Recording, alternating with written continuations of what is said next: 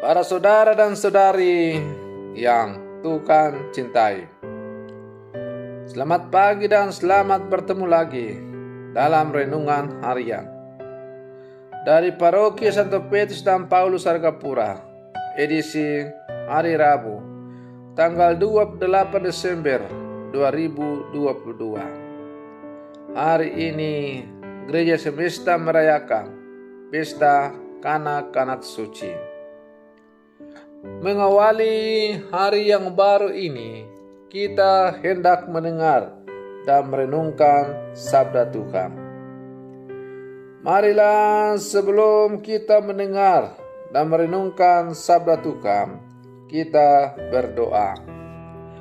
Dalam nama Bapa dan Putra dan Roh Kudus. Amin. Allah Bapa, sumber kehidupan, pada hari ini kanak-kanak suci martirmu memuji keagunganmu, bukan dengan kata, melainkan dengan darah. Kami mohon semoga iman akan Dikau yang kami ucapkan dengan lidah, juga kami nyatakan dengan perilaku hidup. Bersabdalah ya Tuhan, kami siap untuk mendengarkan. Terpujilah Engkau Bapa, Putra dan Roh Kudus, ini dan sepanjang segala masa. Amin. Para saudara dan saudari yang Tuhan cintai, sabda Tuhan yang hendak kita dengar dan kita renungkan untuk mengawali hari yang baru ini pada Pesta Kanak-kanak Suci diambil dari Injil Matius pasal 2 ayat 13 sampai 19. Tuhan bersamamu. Inilah Injil suci menurut Matius. Setelah orang-orang Majus yang mengunjungi bayi Yesus di Betlehem itu pulang, tampaklah malaikat Tuhan kepada Yusuf dalam mimpi. Malaikat itu berkata, "Bangunlah, ambillah anak itu serta ibunya, larilah ke Mesir dan tinggallah di sana sampai aku berfirman kepadamu. Karena Raja Herodes akan mencari anak itu untuk dibunuh." Maka Yusuf pun bangunlah. Malam itu juga diambilnya anak itu serta ibunya, lalu menyingkir ke Mesir dan tinggal di sana sampai Herodes mati. Hal itu terjadi supaya genaplah yang difirmankan Tuhan lewat nabinya, "Dari Mesir kupanggil anakku." Ketika Herodes tahu bahwa ia telah diperdayakan oleh orang-orang Majus itu, sangat marahlah ia. Lalu ia menyuruh membunuh semua anak di Betlehem dan sekitarnya, yaitu anak-anak yang berumur 2 tahun ke bawah, sesuai dengan waktu yang dapat diketahuinya dari orang-orang Majus itu.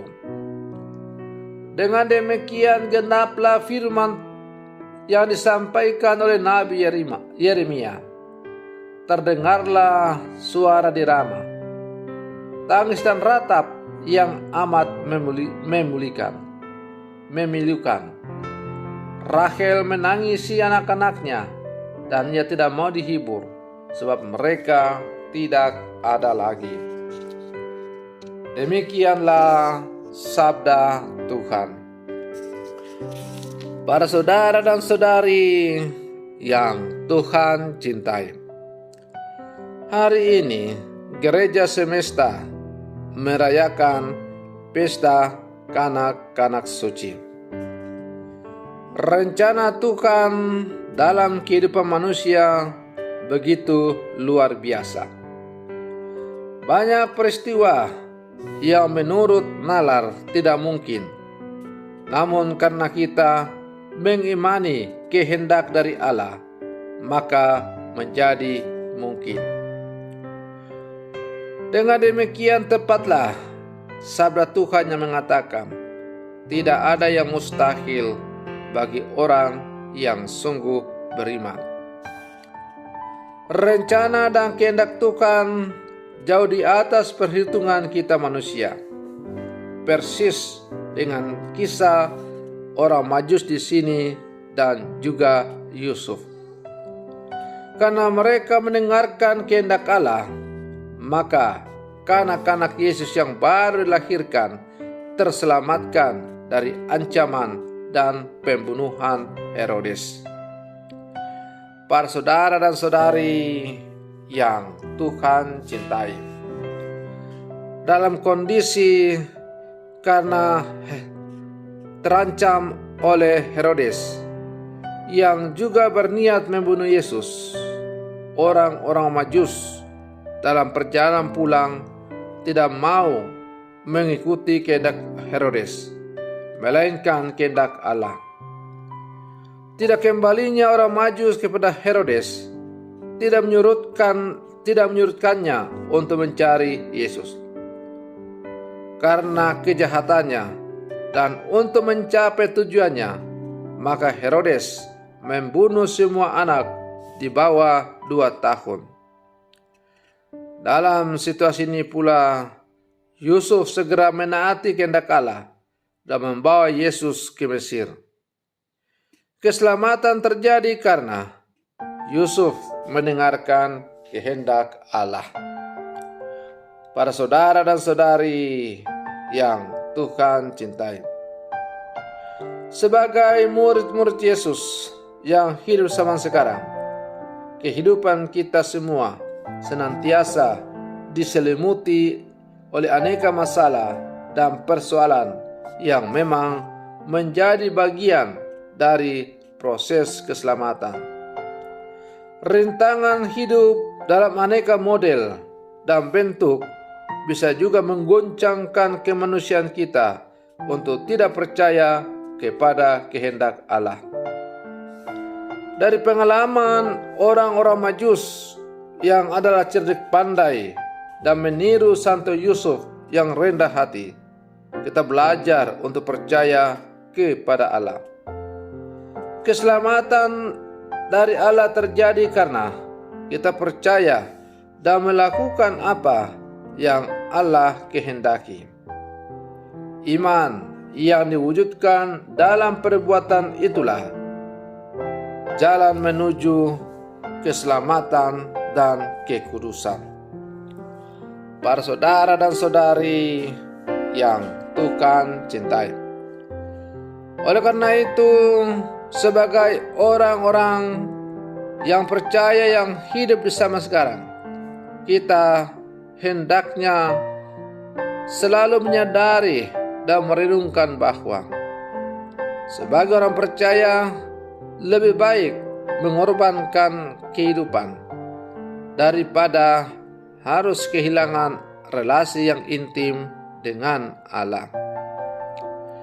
Kanak-kanak suci rela mati dikorbankan demi untuk menyelamatkan Sang Penyelamat yang nantinya akan membawa manusia kembali ke dalam rangkulan kasih Allah.